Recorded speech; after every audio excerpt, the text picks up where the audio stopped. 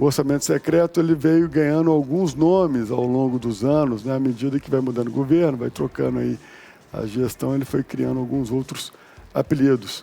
Na sua opinião, isso é uma pauta positiva? A gente vai, enfim, acabar com o segredo do orçamento secreto? Poderia acabar com vários outros também, né, Claré? Tem muitos segredos a serem encerrados. Inclusive, o atual presidente prometeu, é uma promessa de campanha dele acabar com sigilo, né? Aqueles 100 anos de sigilo que o Bolsonaro colocou em algumas coisas, mas pelo contrário, o atual presidente é o recordista em colocar sigilo em várias informações. Mas sobre o orçamento secreto, tudo que traz transparência é positivo, Rodrigo. Espero que o STF tome esse caminho mesmo, que encerre com essa questão, mas assim, o bom mesmo era se encerrasse emenda parlamentar.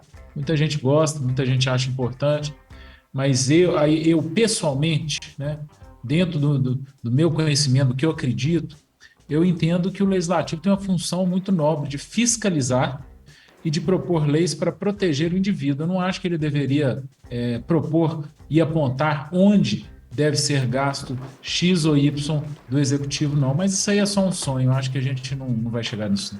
Deixa eu fazer aqui uma reflexão.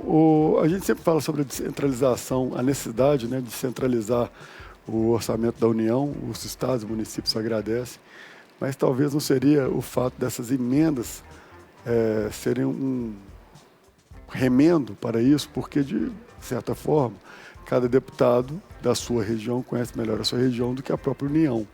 Essa descentralização através das emendas não seria um caminho para isso, Figueiredo? Rodrigo, eu acho que assim, são dois pontos diferentes. Eu concordo com você que realmente o deputado que está numa região, ele sabe identificar muito mais as demandas de uma sociedade, né, do que a própria União direcionar e impor aquela execução daquele recurso específico para aquela demanda que determinada região está pleiteando. Sobre a situação poderia ser identificada, sabe, Rodrigo, como o inverso, porque como muito bem disse o Claré, além de fiscalizar a questão do orçamento, ele também tem uma função muito importante, que é realmente criar as legislações para o nosso país. A gente sabe muito bem disso e que a criação de legislações, pelo menos da qualidade que tem feito o Congresso, tem sido péssimas, na minha opinião.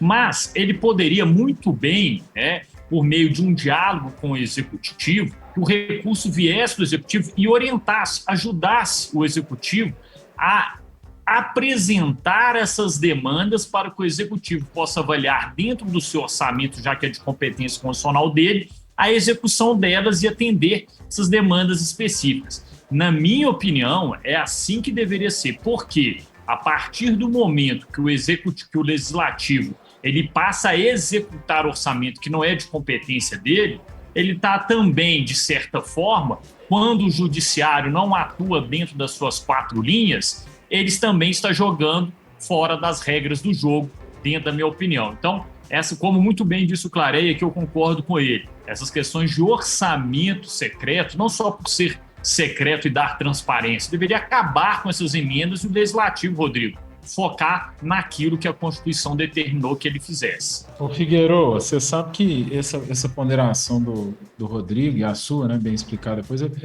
é muito interessante, né? E eu acho que é importante, mas essa descentralização, Rodrigo, ela deve ser, em princípio, administrativa. E o administrativo não está nas mãos do legislativo, ou seja, quer ouvir quem está vivendo lá na base, então que esse orçamento impositivo não... o que eu estou falando aqui é uma grande bobagem técnica, tá? Mas só para ficar interessante. Que ele não seja por parte dos deputados, mas sim dos prefeitos e governadores. Rodrigo, esse ponto que eu queria chegar, só mas concordando. Só para poder pegar... Vai lá, Figueiredo. Não, é só porque isso que o Claré está dizendo, ele fala, não, pode ser uma grande bobagem técnica, eu nem acho não, viu, Claré? Eu acho que você está coberto de razão. Até porque aqui no Talks, né, Rodrigo, o que a gente mais defendeu é o municipalismo, o que a gente mais fala aqui é que as pessoas moram nas cidades, elas não moram no Estado nem na União. E a cada dia que passa, a União e o Estado empurram para os municípios uma série de políticas públicas e, de forma desproporcional, retira dos municípios a capacidade arrecadatória para executar essas políticas públicas. Arrecadatória não, né? A capacidade de despesa, de gastar, né? De ter acesso a essa receita. Agora, quando eu fiz essa provocação para vocês, foi para a gente chegar e entender até mesmo uma fórmula da gente explicar melhor para a nossa audiência essa importância dessa descentralização. Mais ainda, quando a gente vê as necessidades hoje de diálogo entre as casas, quando você entende que sim, o executivo, o governo Lula, ele precisa aprender a dialogar com o Congresso, assim como também com o Senado. Mas, ao mesmo tempo, você tem os governadores que vão lá buscar e pleitear algumas questões relacionadas para o seu estado. A gente viu Romeu Zema indo até junto a Rodrigo Pacheco para poder buscar uma solução para a questão do orçamento de Minas Gerais. A gente vê recentemente agora Eduardo Leite tendo uma dificuldade frente ao Rio Grande do Sul e sobre as demandas que lá estão por conta dessa catástrofe ambiental que ocorreu e ainda está lá presente, né, no dia a dia da turma que, né, foi impactada diretamente lá no Rio Grande do Sul. E aí a gente discute como que a gente faz essa descentralização. A União, ela perde muito poder já quando criou-se o orçamento secreto. Foi talvez uma forma, cara, de sequestrar um pouco dessa necessidade de diálogo e uma coisa um pouco até impositiva. Então, talvez um nome que essa emenda poderia ter, de fato, ela era impositiva ao Executivo, onde o Executivo, ela, né, de certa forma, acabou perdendo o seu diferencial de barganha, né, o seu direito de barganha frente aos deputados. Então, o Brasil, ele é complicado. É um tipo de uma democracia esquisita, porque a gente vive quase que um parlamentarismo branco nesse caso, não?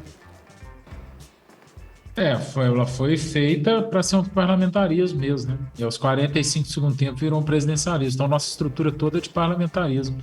Só que a gente tem a dificuldade de trocar o líder, né? O bom do parlamentarismo é que você não precisa do impeachment, você troca rapidamente aquele primeiro-ministro, né, que seria o presidente, aqui no nosso caso. Aqui não, aqui a gente para 6 meses, 1 ano para discutir impeachment.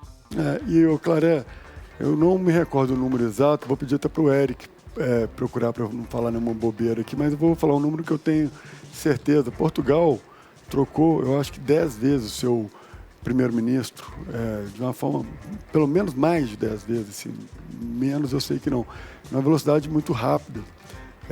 Isso é a parte positiva do parlamentarismo, mas ao mesmo tempo você acaba perdendo também um plano de governo estruturado, onde você consegue ter começo, meio e fim. Então a gente tem que discutir muito isso, porque o Brasil, na minha opinião, o rumo dele é de fato mudar esse regime, porque hoje a gente fala, né, aqui a democracia, na verdade, ela é uma oligarquia democrática. São grupos, né, gerindo o interesse dos seus próprios grupos e num sistema eleitoral democrático, talvez. Bom, enfim. Rodrigo, e tem um detalhe muito importante que a gente já denunciou aqui no Talks, o Claré, inclusive, disse isso, que essa reforma tributária que está aí, ela viola claramente a Federação Brasileira, né? O federalismo que o Brasil existe como forma de Estado. E isso gera o quê? Exatamente nisso. Vai aumentar ainda mais a concentração dos recursos dos pagadores de impostos na União. Essa é uma grande situação e que a gente volta a denunciar aqui no Talks sobre essa reforma tributária que foi implementada, que foi criada, que agora está em fase de regulamentação. Que se criou uma câmara de compensação que, de fato, a gente aposta que não vai dar certo.